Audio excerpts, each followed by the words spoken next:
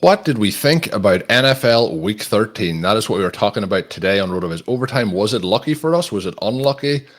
You're about to find out, because I think, Shawn, people may be able to tell as the show starts off sometimes as to how we are doing. How is our mood? We joked a couple of times about these kind of almost therapy sessions on a Monday as we talk through how things have gone. This weekend feels like it's gone pretty well. There's obviously going to be, like when you're managing a multitude of teams, there's going to be some of those, you can't win them all. So it feels as though like our players and the plays that we drafted this year, we talked about, we selected, we advised on, had pretty good weeks overall, and hopefully people listening in are in pretty good shape. So I'm excited for week 14. Sometimes when the week isn't going as well, the enthusiasm for the following week isn't as high. But one note I want to start off with, Shawn, today on the show is we did talk about it last week, but we are having an OT final in the FFPC main event. That is us versus Austin City beer drinkers. Chuck, Preston, Aaron, and Adam have also won their matchup in the FFPC semifinals. We won ours, both with Monday Night Football to spare, which is a nice way to finish up the week where you can watch Monday Night Football and enjoy it rather than be having those stresses. But I know there's other contests, Shawn, that we will be stressing as Monday Night Football progresses. But shout out to those guys as we face off in week 14 for that championship. Excited to have the OT community involved. And Shawn, we will say may the best team win, but I hope our team wins. How are you feeling after week 13? Good. You mentioned some weeks are easier than others, and people probably get a little bit of a sense as the show starts, especially if you're watching there on YouTube. There's a difference between the big, bright, genuine smiles and the kind of glassy eyes with the caged animal look where you're like, I'm going to make the best of this. There were lots of great things that happened. But no, this was just a pure joy of a weekend. Colm, I can't wait to see what happens next week in the final. I have to give you a ton of credit for what we are doing here in 2023. The team that we drafted on the show with David Philippi is in first place and looks like it's pretty well locked into advancing there. Every time that I go through my Underdog portfolio, all of these OT teams that we drafted for the show jump out up there at the top. Colm, this doesn't really, it's still a relatively small sample, right? It's 10 to 12 shows, something like that. And you can accomplish it over that type of a sample. But I believe more than half of the shows that I drafted with you for Underdog are going to advance, which, again, you're absolutely on fire with this season. I'll say that's 89% Shawn Siegele, 11% me. Unless it was TJ Hawkinson getting drafted, then that was 100% me. I don't know, Colm. I want to draft as many teams as possible with you. You have been just absolutely fantastic. The win rate on those teams looks really, really good. It was a fun week just overall. The team that I've referenced with Connor O'Driscoll, where we have Desmond Ridder and Aaron Rodgers at QB, surged again with 180 plus points. We are now into advanced position. Team I drafted with Zachary Kruger surged this week and advanced into advanced position. A couple of teams I drafted with Eric Hove surged and are now in advanced position. And Colm, back to the MEs for a second.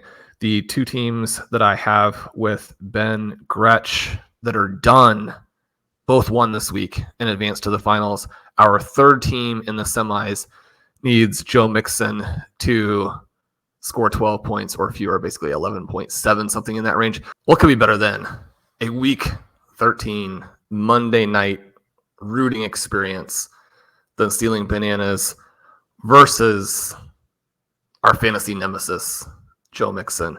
Colm, let's get to the games. This was a fun week.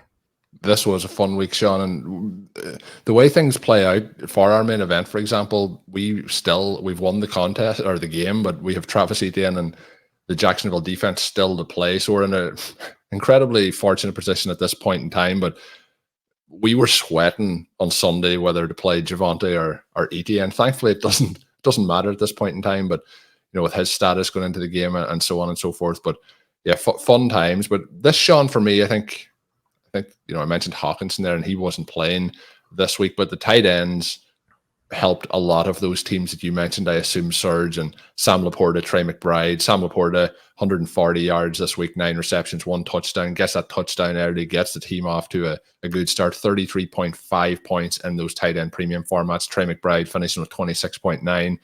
Shawn, I joked last week that why do we not just keep throwing Trey McBride the ball? Well, there was one drive this week where that's what they did, but they kind of did it for one drive. They need to figure out that although he did have a 50% target share, which is obviously very impressive, no other Cardinal player had more than 2 targets in this contest, but he finishes a 99-yard touchdown drive.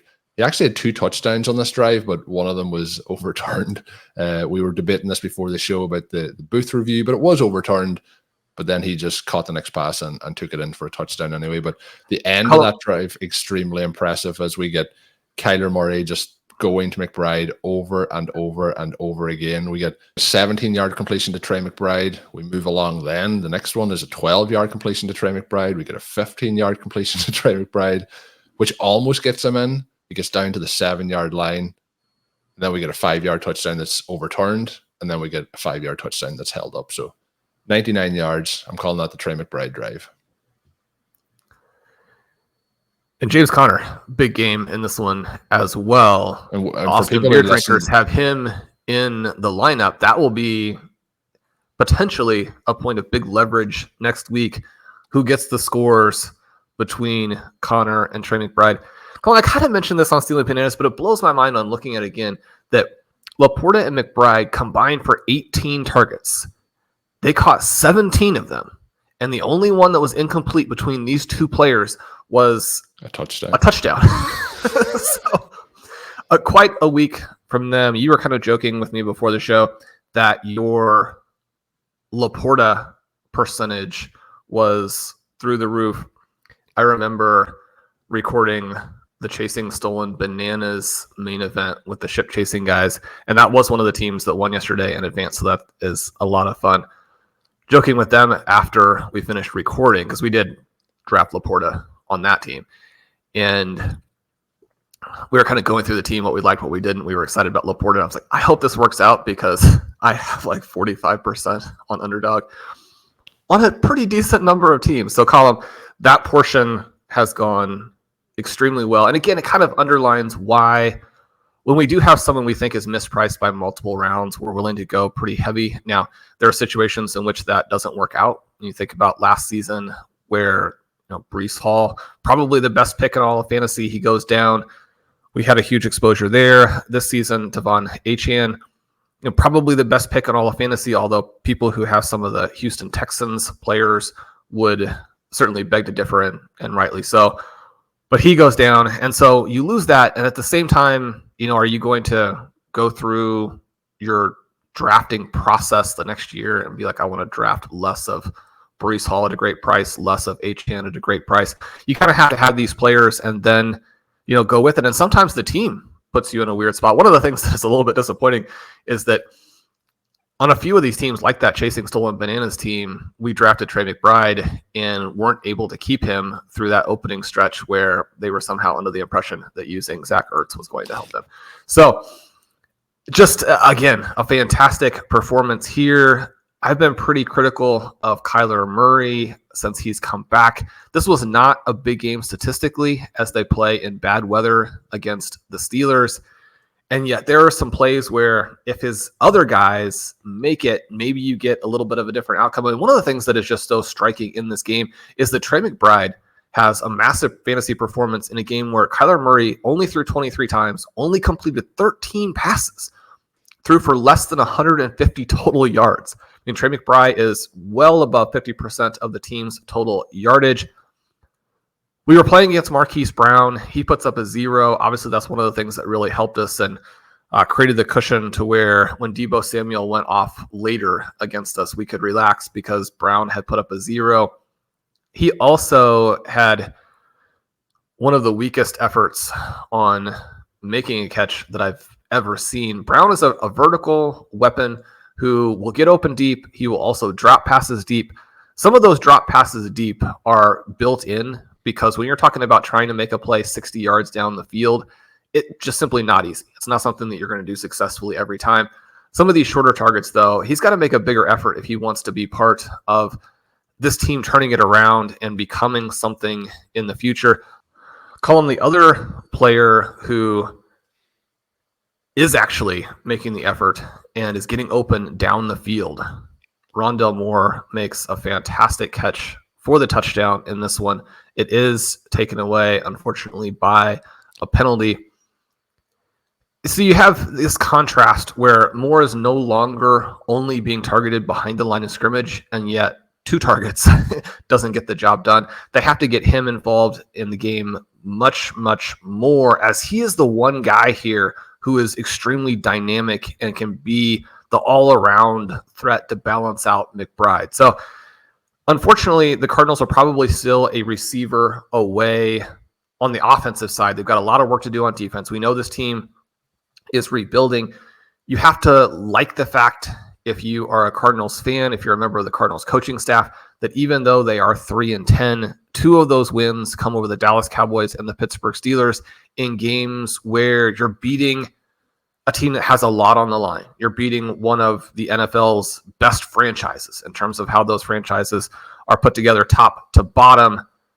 A huge win for them. Obviously, a very disappointing loss for the Steelers, and a game where they take a step back again offensively. They also lose their quarterback. Colm, where are we with Kenny Pickett on the injury, and how does this team look going forward? Still waiting as the time of recording in terms of severity of the injury, but I would expect him that it's week to week rather than day to day. So I would expect that he's going to miss some time here. It sounds like he was in a boot on the sideline during the game. He was 7 of 10 for 70 yards when he goes out, and I thought he was actually playing pretty well at that particular time. A few nice connections to George Pickens, who he finished the game 5 targets, 4 receptions, 86 yards, with one of those being a 38-yard reception. Deontay Johnson was the one that did get into the end zone. He went 4 for 33 and a touchdown. And I was pretty disappointed by the usage of the other tight end in this game outside of McBride. That was Pat Freiermuth, 5 targets, but 3 for 29 going his way after such an explosive week the previous week. Pickett, it looked like things were starting to turn around, Shawn, and even that early play was going in the right direction, but unfortunately going to be derailed a little bit here by injury. And I was surprised at how easily the Cardinals won this. You mentioned the weather conditions. This game was stopped for rain and storm delays twice during the contest. So difficult day for a lot of these players, I'm sure, out there. The one, Shawn, that you mentioned was James Conner, 25 carries, 105 yards, 2 touchdowns in this game, had 2 targets but no receptions. And when we talked about the running back splits on the last show last week, looking at some 0 RB stashes, I felt like Michael Carter was right there in touching distance of James Conner, but whether that was just an injury-related thing in week 12, whatever it was, James Conner was back getting all the work he could handle in week 13. So good win for the Cardinals, 3-10 on the season. Steelers still 7-5. Some of these teams that have kind of struggled all season and been a little bit maybe fraudulent at times outside of their defense are still in the playoff hunt. The Steelers being one of them. Another one I would factor into that would be the Cleveland Browns. But moving on to a team, Shawn, that I had thrown in the towel on. I was looking at draft picks. I was looking to see what we were going to do in the 2024 draft. That was the Green Bay Packers. They are now 6-6. They are 4-2 at home on their record. Matt LaFleur, I believe, at this point now is Mr. December. I think this takes him to 16-0 potentially in December contest as the Green Bay Packers head coach. We've talked in recent weeks about Jordan Love and how he has played. Again, I was impressed with a number of the throws, particularly the touchdown throws to Watson with the ball placement on those ones. He has 36 attempts, 25 completions, 267 and 3 touchdowns. Just 10 rushing yards on 2 attempts as well to go along with that. But we've talked, and I've talked, probably we haven't talked as much about the play calling as it started to improve, but Matt LaFleur is a very good coach, good coordinator in terms of what they are trying to achieve. But with all the youth and with all the inexperience at the start of the season, it was really starting to struggle for them. And they obviously lost to the Denver Broncos, which in turn doesn't maybe look as bad now as the Broncos went on the win streak that obviously ended then this weekend to the Houston Texans. But the Packers look to be just, inexperienced, making a lot of mistakes, mental errors, whether it was bad ball placement, whether it was bad routes from the wide receivers, whether the play calls were getting misinterpreted as they came in. But over the last couple of weeks, Shawn, they have beaten the Rams, although it wasn't with Matthew Stafford, it was Brett Rippon. But on Thanksgiving, they beat Jared Goff and the Lions on the road, and then they beat the Chiefs at home here. They're 6-6, something that I did not see happening after they lost that game to the Denver Broncos. They also lost a game to the Oakland Raiders. So it hasn't been plain sailing, but I think it's getting very, very interesting here in terms of, I think Love has done enough to set himself up as the franchise quarterback moving forward. Obviously, there was some questions about that at the start of the season after Aaron Rodgers goes to the Jets and moving through the season. And Christian Watson, somebody who I had questioned about what he was achieving this season, he had been dealing with a lot of injuries. He has 9 targets here, 7 receptions, 71 yards, 2 touchdowns. Does have an injury at the end, looks to be a hamstring injury. Hopefully, again, that's not too long of an issue. He is somebody who has struggled to stay healthy throughout, but we'll get to the Chiefs in a moment. But Jordan Love again and the Packers, Shawn, I put a question in here just for fun, but we obviously talk up Sam Howell a lot. Sam Howell's potential, be the franchise quarterback for the Commanders. Would you rather have Jordan Love or Sam Howell if you were starting a franchise? That's a tough question because I think I'm probably much higher than the consensus on both guys. I felt like it was, for me, when I was going through them in terms of players, obviously Love is in the NFL a bit longer, but hasn't been playing as long. They're both coming in this year, and they're both in similar time frames in terms of games started. But for me, in terms of the crop, you have CJ Stroud, who is above everybody, and then you've kind of a group under that. And I feel like they are very interesting because we see incredible plays and incredible throws, but then we also see some errors in there. But when we look around at some of the teams and how they are struggling at the moment, even with their starting quarterbacks, some of the downfield plays that we're seeing from both of those guys, and you talked with Ben a little bit about it on State of Bananas, is you look at Joe Flacco and he's putting the ball downfield, but you look at some of these other offenses and it's like, it's 3rd and 10, sometimes even could be 4th and 7, and they're throwing the ball behind the line of scrimmage to, there's nothing. Or they're handing off, and then the excuse / explanation is, well, the defense isn't expecting it. And you see it work once and you're like, oh, it's viable. And then you watch what the Detroit Lions did, where they're running in all of these clear passing situations. You're like, no, you need to be able to throw the ball. Colm, the Packers looked fantastic. And you mentioned some of their bad losses, but the thing that I like to see, and one of the things that makes me believe the Denver Broncos are for real, is that they, during their winning streak, were beating good teams as opposed to taking advantage of a soft part of their schedule. Now, the Dallas Cowboys, by contrast, I wouldn't say that the Dallas Cowboys are a weaker team than the Green Bay Packers or the Denver Broncos. That doesn't really follow. But so much of what the Cowboys have done is based on the back of annihilating bad teams. When you have the Packers come back here and their wins are against the Lions and the Chiefs. Now, both of these teams have some problems. I was very disappointed in how the Lions managed their game after they got up 21-0. Obviously, if you watch the Chiefs this season, they have problems, right? This isn't the perfect team, but the Chiefs also have a rising defense that the Packers had absolutely no trouble with. And when you think about Green Bay, and and sorry to interrupt on that, but I think part of the reason that some of these teams that are not afraid to take shots down the field, it may not work out all the time, but when you're taking, like, if you're throwing the ball within 5 yards of the line of scrimmage over and over again, the defense is basically making sure that you don't break through that line to get to the end zone. So everything's in front of them. But when you start to push it downfield and make them, like a soccer term that I'll use here is like, if you make the defender face their own goals, so they're running away from the ball in the course of an NFL game, that's going to be a situation where like they cannot instantly see where the ball is. We may not talk much about it in today's show, but the Lions game that you referenced, Chris Olave has a highlight play in that for me that may not get shown in many highlights, where it's a poorly underthrown ball and he turns around and he's able to make the play to catch the ball. He tracks the ball. But the defender doesn't even know where the ball is because he's running to try and catch Chris Olave. So in situations where you can turn the cornerback around, that he's having to run down the field, even then that opens it up for, curl routes or whatever you want to do. Whereas if you're just consistently tossing it to the line of scrimmage, it's a much easier kind of task for the defense to cover that. And so much of that, I think, comes down to the offensive scheme, because one of the things that has been maybe the biggest through line on this season is that the way defenses are taking all of those plays away. And the thing that has been so striking with the Kansas City Chiefs is just each year how Mahomes' target depth and ability to create big plays has dropped.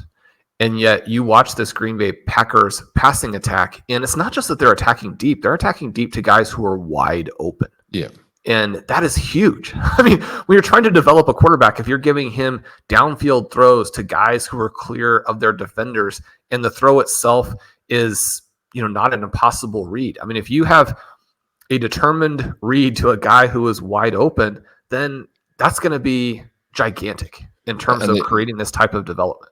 The other thing that they've got back to, and I know I'm probably going into it more because I'm a Packers fan, but we talk a lot about the Miami Dolphins and what they're doing in terms of being one of the most creative offenses. And we've seen that again this week with Tyreek Hill just torching people as he runs down the field, and nobody can cover him. And for the second touchdown in that contest, like, Tyreek Hill is not past the defender, and Tua is like, well, that defender cannot get anywhere near. Like, so he has the ball up long before Tua is ever in conversation for. So basically it's running, a 60-yard sprint as fast as he can, as if he's in the Olympics, and then he knows the ball is going to be there when he gets to the other side.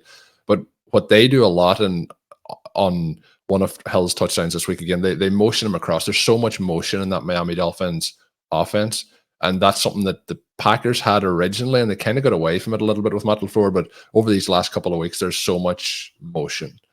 And anything that you're doing to stress that other side of the defense, and then it's not allowing them to get as much press coverage, I think that, again, they're probably stealing quite a bit of this, as a lot of people around the NFL are from the 49ers, which Matt LaFleur would have obviously that connection to, and the Dolphins side of things. And I just think it's the offenses that are playing with courage that are having some more of the success down the field. And you talk about stealing it. There probably are to an extent, and it's easier when you have maybe the same backbone on offense as some of these other teams that are innovating. And yet, I mean, I think LaFleur deserves a lot of credit that he probably doesn't get. When you think about this group of relatively young coaches, and, you can say, Kyle Shanahan has built these juggernaut teams. They played in the Super Bowl. Sean McVay has won a Super Bowl. Mike McDaniel is doing things on offense right now that are especially impressive within the overall context of the NFL's offensive and scoring environment. And yet, I mean, LaFleur coached Aaron Rodgers to MVP seasons where he ends up getting all the credit, and LaFleur is just like, that's a guy riding Rodgers' coattails. Now, it obviously helps to have a star quarterback, but when we're kind of doling out the credit here, it seems very clear that the coach also deserves quite a bit, especially when you look at what the Green Bay Packers are doing right now. And with Jordan Love, how that question, would you prefer Jordan Love or Sam Howell? It's interesting because Love was basically a traits draft pick, and those types of picks very rarely work.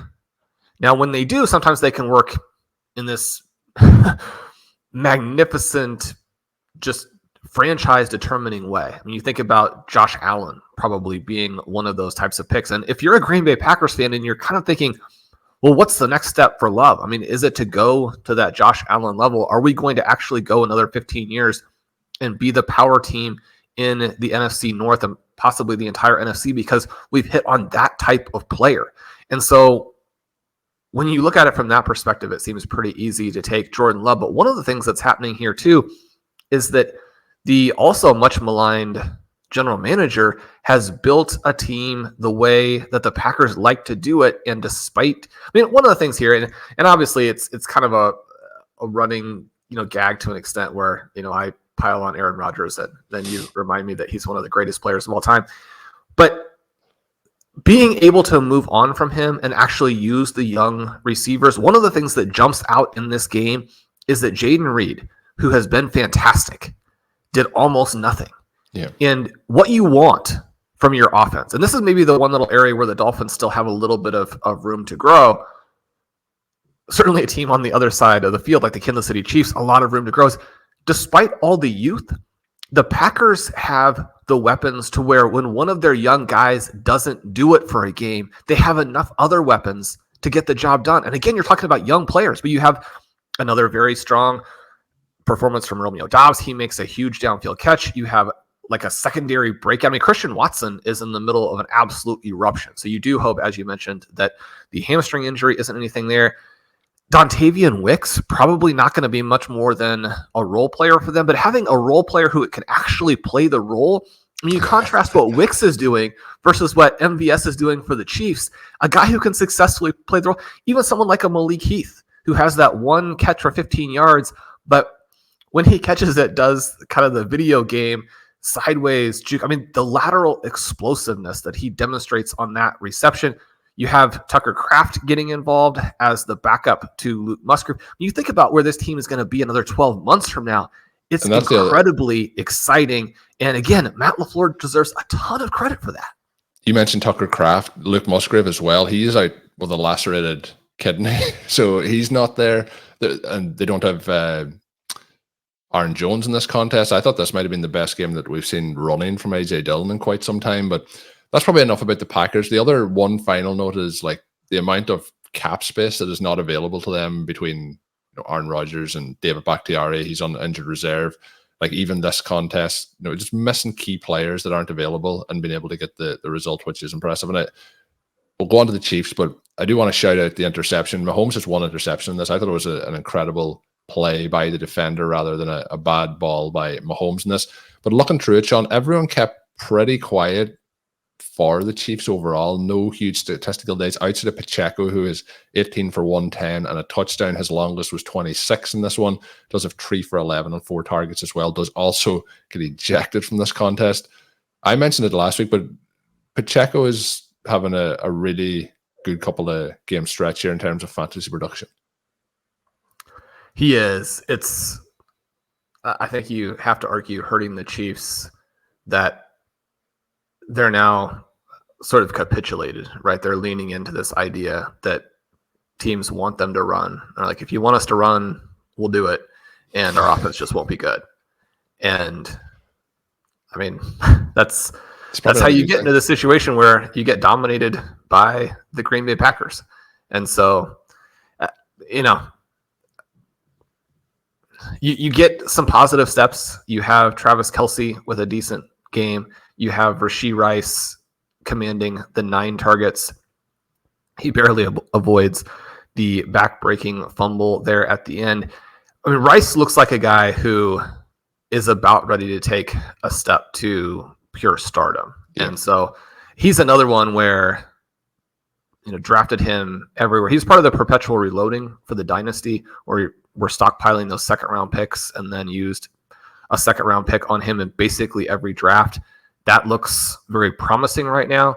In the short term, this is a big loss for the Chiefs. This doesn't feel like the kind of team that is going to blitz through the playoffs without some of the home field advantages that they've had on occasion.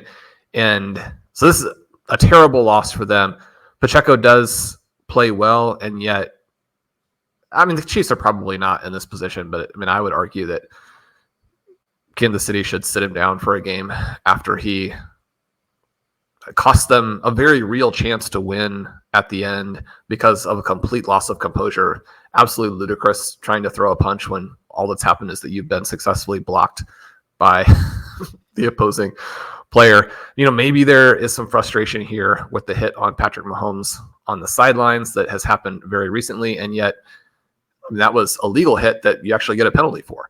And so as opposed to being frustrated, you're like, we have benefited from all of that. And let me interrupt, Shawn. Let me interrupt before we get to the next point, because I did have a request this morning from one of our listeners, Brian.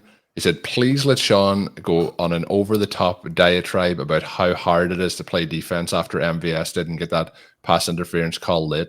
He also mentioned this, which I think is very true. He said he'll probably use more vernacular that I will have to look up. So, Shawn, was that a pass interference? I mean, is it the most blatant pass interference of all time? The thing that I like about it was that the official watched that play and he's like, okay, well, he jumped on his back and he pulled down his back arm and he tried to tackle him and the ball still wasn't there yet. And so he readjusted his balance and he climbed back around on the front side and then he successfully knocked the ball away with his free hand. And I was just very impressed with him knocking the ball away with his free hand. So, like, I'm going to allow it. I'm going to allow it. Was it so blatant that the ref thought it couldn't be that obvious? Couldn't be that obvious. The other thing I've seen is, we have seen MVS have an issue with drops and not completing catches on some of those deep passes. And I did see some people saying that it probably wasn't a catchable ball because it was going towards MVS. It doesn't usually catch the ball. Yeah, I'd love for the poor fellow to make a play. He had a play earlier in the game where, commentary suggested, and you watch the play, you kind of see where he bends the route in the wrong direction. The Chiefs continue to go to some of these guys. And one of the strange things about this game, you have Richie James in there drawing targets. You have Sky Moore drawing a target where you mentioned the very nice interception. I do think that was true. At the same time, you also get the impression like this is why Sky Moore is a bust, because you can't run really anything with him. He's got to be able to go up and challenge for that play. He's got to run a sharper route to where at the very least there's contact there. And it's a difficult interception in terms of the defensive back having to fight through Moore also being in the mix. You have a situation here where Kadarius Toney gets a carry, but no targets. Yeah, the Chiefs have a lot of work to do, and it starts with, if you're not going to be explosive, then you have to have composure. You can't act like a team that scores 40 points a game when you are now a team that struggles to score 20. A game that we're not going to talk about, talking about teams that need to be better, it is the New England Patriots and the Chargers. The Chargers went on to win this game 6-0. The New England Patriots, Shawn, have now lost 3 games in a row in which they have given up 10 points or less. So 10-6 to the Colts, 10-7 to the Giants, 6-0 here. They've also scored 13 points in those 3 games. They had a bye in between the first and second contest. Very bad stuff happening in New England. Quarterback change didn't fix it, unfortunately, in this one. Ramondre Stevenson picks up an injury. Looks like it's Thursday Night Football this week for the Patriots, so he won't be involved this week, but it looks like multiple week. We'll get more reports over the coming days on how long he will be out, but another kind of one of the hip drop tackles that the NFL is very concerned about, and rightly so at the moment, so we'll see. But really bad game, not a huge amount to discuss. But looking through some of the injuries, Shawn, this week, Brian Robinson did leave with a hamstring injury in the Washington game. We mentioned Kenny Pickett already. Derek Carr, he had multiple issues, shoulder issue, tested for concussion. So we'll see how his health is. Derrick Henry, who had put up 2 touchdowns, he then has a concussion in that one. Amari Cooper, unfortunately, concussion in the Browns game. And Christian Watson, who we mentioned with the hamstring issue. But one of the games, Shawn, that was one of the more, all injuries are disappointing, but somebody we've talked about in recent weeks who could be on his way to being thought of in that second, third round of next year's fantasy drafts, and that was Tank Dell. And unfortunately, in this game for him, the Texans versus the Broncos, he picks up a broke, which obviously sends him straight to injured reserve and puts him, looking to be recovered in time for next season. I don't think there's a concern that he wouldn't be recovered, but it still makes the offseason process much tougher. Had been having an extremely strong season, and unfortunately it's on a Russian touchdown that he kind of gets pressed up on and kind of landed on awkwardly that it happens on as well. So disappointing for the Texans. They do win the game though, 22-17. CJ Stroud, 274 passing yards, 1 touchdown. Dameon Pierce back as the kind of lead back in this one, 15 carries for him, 41 yards, and that touchdown that I talked about. Singletary, 8 for 36.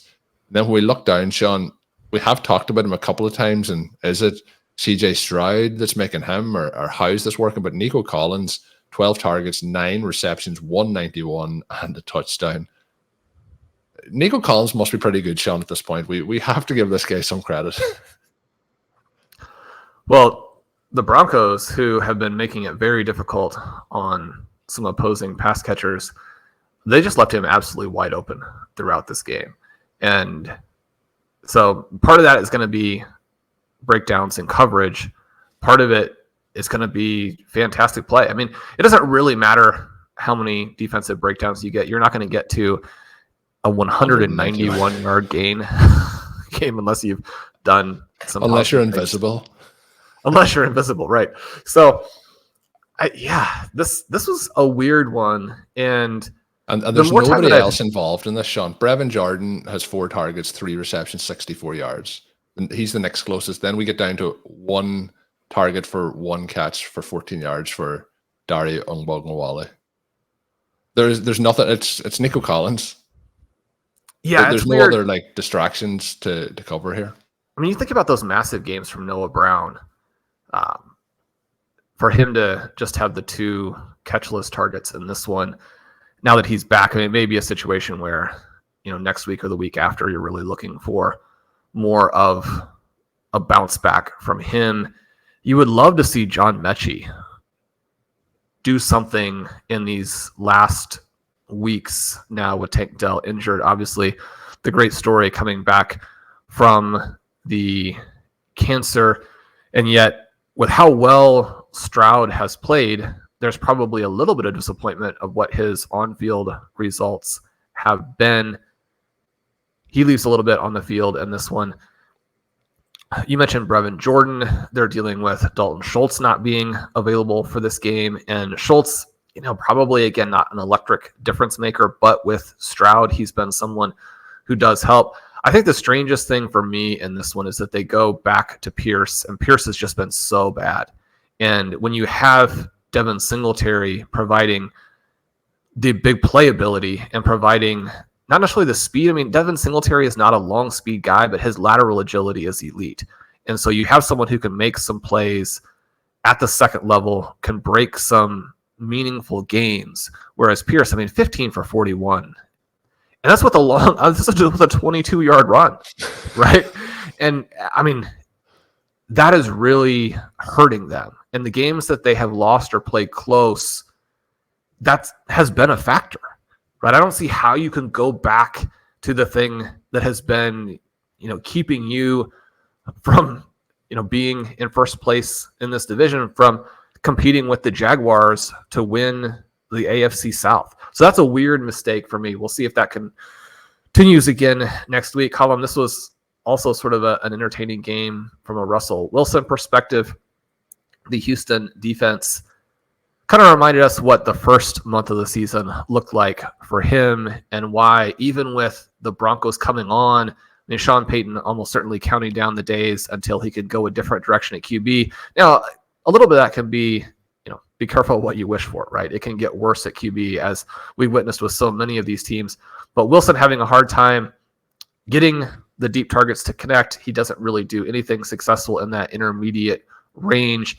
You do have a long drop from Courtland Sutton in this one. Sutton has been very feast or famine, but when you're going to feast, a spectacular touchdown here in this game. You get a 45-yard touchdown. That's a lot of fantasy points in a hurry. So 7 targets, only the 2 catches, but they go for 77 yards. And as you mentioned, a highlight score. The tricky thing here, and Colm, thinking about the dynasty perspective as well, you mentioned the injury to Stevenson. He's someone that we have on quite a few rosters, and despite the complete and total, incompetence doesn't really cover it, I wouldn't think. For the New England Patriots, Stevenson has been their one guy who is a little bit of a weapon there. He's going to be out.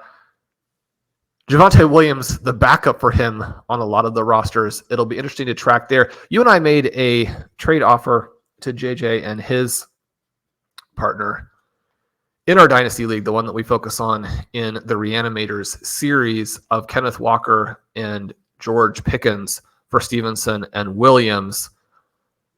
Still not sure how I feel about that trade. It was declined. I think it would have helped us for this season potentially, but now that Stevenson is hurt, I'm very glad, I think, that trade did not go through. You watch these guys run, and they don't have the big play ability to be the types of players you want on your roster. Now, this one was kind of funny because Javonte Williams, despite not being the third down back, does draw the 3 targets. That's important for his fantasy outcome. It does give him the 5 points, where his rushing totals only give you the 4.5. Another game in which he's held below 4 yards per carry. One of the things that kind of cracked me up is that on that Cortland Sutton touchdown, Javonte Williams is begging for the ball on a horizontal pass.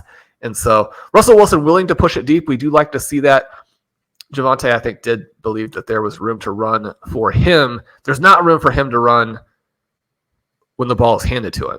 Yeah. And if you are trying to play him down the stretch, you're disconcerted again that they appear to be going out of their way to make sure he does not score a rushing touchdown this season. And even though it only comes back to going out of his way, you get the only 4 touches, only 4 carries for Jaleel McLaughlin, but within the context of Williams only getting the 13 carries, I mean, this is a game where he was losing some key touches. And so this wasn't one where we wanted to play him because it's a bad matchup against the Houston Texans defense. That's something you can see in Blair's Wrong Read article. I guess I'm still waiting for him to create the kind of play, the kind of highlight run that we thought he was going to get. He's now going to be in the lineup for us. Any reason for optimism as we look toward the future here? I say this every time, hopefully.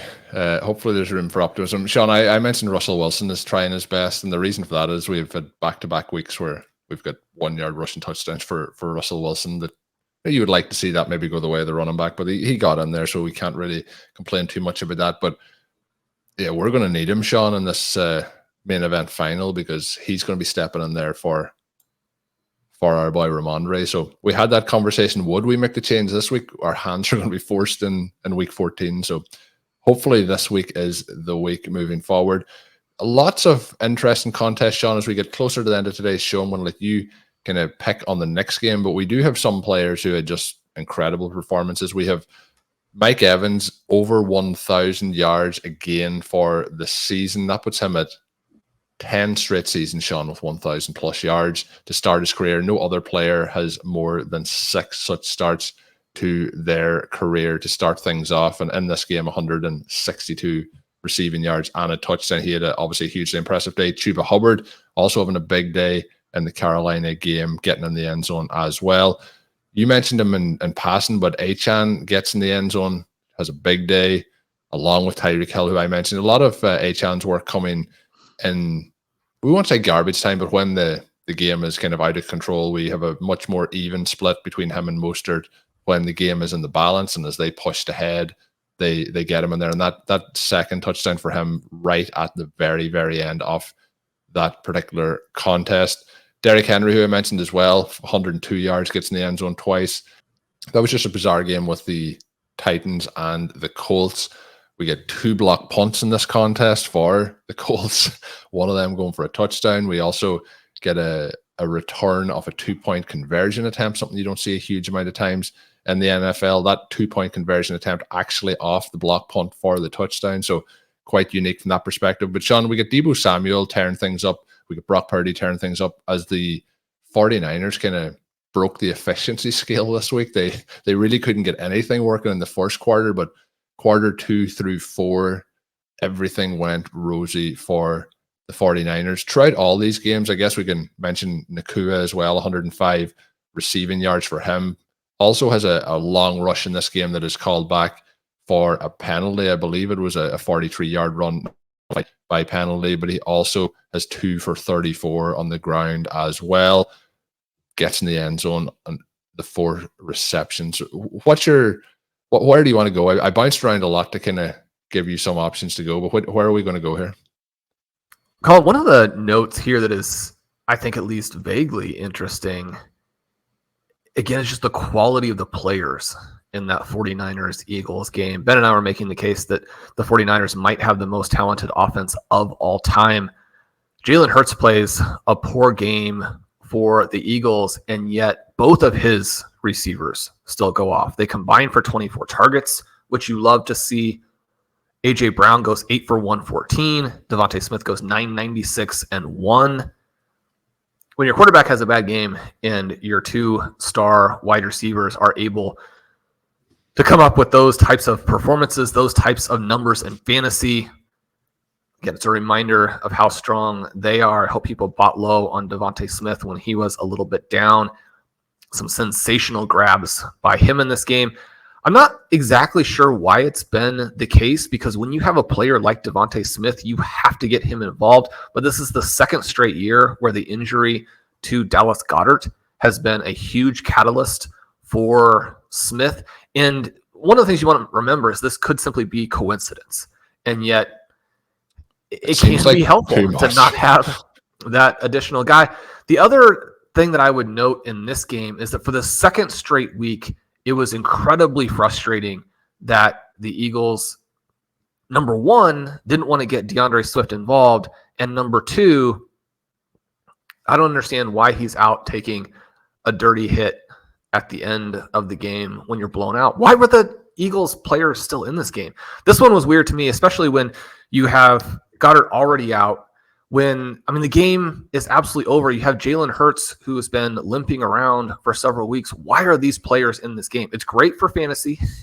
It's great for managers who know that you might get that score, like the Achane score. Right? That could be the thing that launches you into the fantasy finals or puts you into, the Best Ball Mania playoffs, where you then go and win $3 million. So it's great from that perspective. It makes absolutely no sense in reality. This is horrifically bad coaching.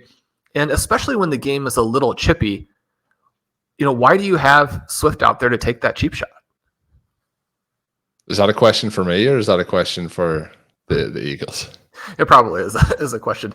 I do think that we sometimes, we understand why, but there's times where teams are falling behind and they continue to run the ball and they say that that's their identity, that's what they want to do. There is times where like that you need to run it, but what was unusual that they just went completely away from the run game, and they kind of went away from the entirety of that, whether that was Hurts or whether that was, and you mentioned Hurts maybe not being 100% as well, but yeah, outside of the two wide receivers, the leading wide receivers, it was struggle, and they just got 6-0 up at the end of the first quarter, and then they just get boat race the rest of the way, 14 points in each quarter moving forward for the 49ers. McCaffrey is another Christian McCaffrey, maybe not a Christian McCaffrey-like day, but a very good day. 3 receptions, 40 yards, 17 carries, 93 yards, and a touchdown for him. But when we look around some of the other games, Shawn, you asked why that was happening. One of the games that question was asked to the coach after this weekend, that was Sean McVay, after we get through. Just let me pull this up here, sorry.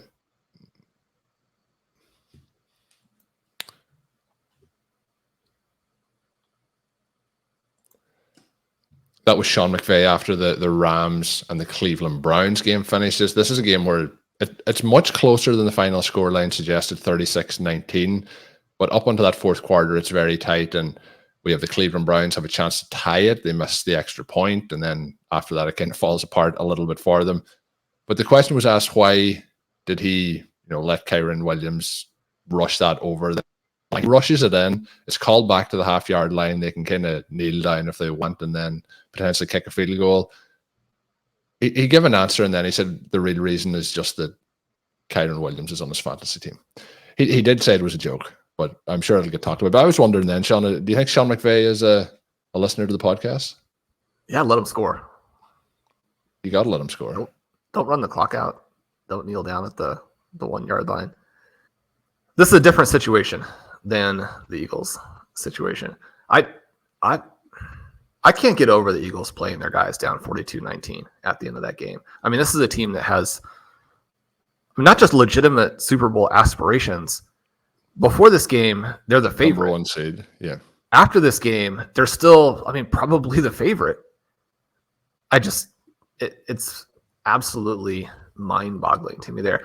Colm, I was joking with you that I forgot that the Tampa Bay Buccaneers Carolina Panthers game even existed, and yet I'm excited for Mike Evans.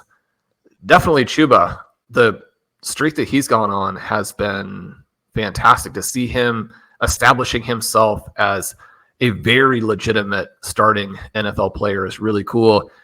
He's someone, again, who, because of his price, you're only going to have these really high exposures when the players are priced in a way that makes very little sense, or just priced in a way that's not going to hurt you if you load up and don't get it. Now, you say it's not going to hurt you. All of the picks will hurt you, because a pick that is Chubba Hubbard is not simultaneously Puka and Nacua.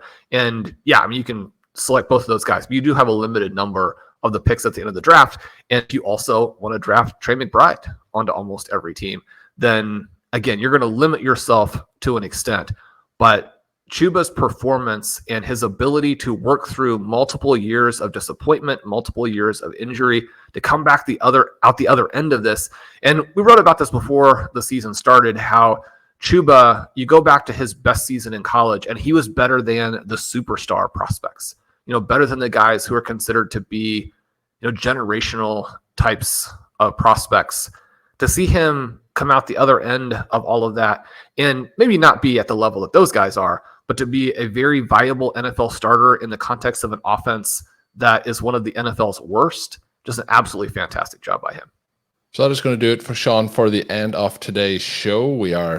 I'm just after seeing an update that I did mention earlier about concussion for Derrick Henry as we close out today's show. Reports saying that he is not in the concussion protocol from Mike Vrabel, and he will be good to go in week 14. So sigh of relief for some Derrick Henry managers out there. We'll be back, of course, with our, I keep saying the Tuesday show, the Wednesday show, Shawn, but we release it sometimes early on Tuesdays. So do be alert for that. Make sure you are subscribed to the RotoViz Overtime podcast feed if you want to get that one once it is released. My name is Colm Kelly. You can follow me on Twitter at Overtime Ireland. My co-host is Shawn Siegele. Check all of Shawn's work up on rotoviz.com, including the Monday recap. And until we are back, have a good one.